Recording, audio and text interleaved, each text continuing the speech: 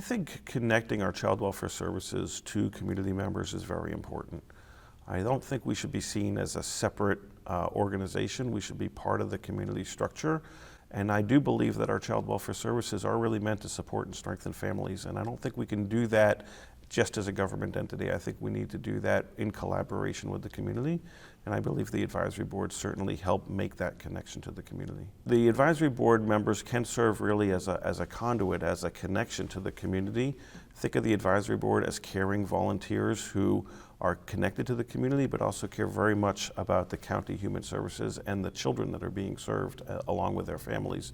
And so they can serve as an advisor and a support to the leadership of the child welfare agency when they're developing their budget, when they're trying to understand and assess the community needs. I've seen advisory boards being able to come together, meet with the county leadership and say, this is what we are seeing and this is what we are hearing in the community. They can also serve as supports for recruitment and retention of staff, foster parents, and really the different services that the county child welfare agency needs. I know some county agency advisory boards have gone as far as setting up their own 501c3 nonprofit agencies and have done fundraising to provide supports and funding to youth for services that the county isn't able to provide, buying kids class rings or yearbooks, paying for summer camp through their own 501c3. So it really depends upon sometimes how big the county is, how strong of an advisory board they are able to pull together.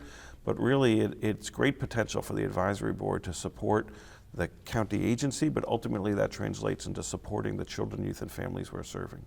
I do think coming together as a community and not seeing this as any one agency or department situation. So even though you might be the advisory board for the child welfare agency, I think the role of that board, as I said, is that community connections. I love the idea of how do we create maybe that community directory to help people connect directly to the services and supports that they need. It doesn't necessarily require government intervention or an investigation. Maybe they need a much lighter touch. So how do you first create that compendium of services in your community? Maybe even assess what service gaps there are. Maybe you would look at that and say, you know, we're really missing this piece of it, or I'm finding that we don't have access to it, and being able to help drive the creation of that in the community. Anything that you could do to help support the prevention of child abuse and neglect, I think is really, really worth the time.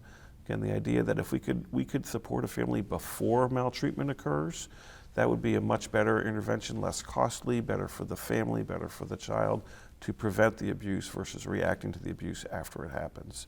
And I think if the advisory board took on a role of how do we prevent abuse and connect families to their services, not just respond to abuse, that would lead you to some robust work, I would think, in your community.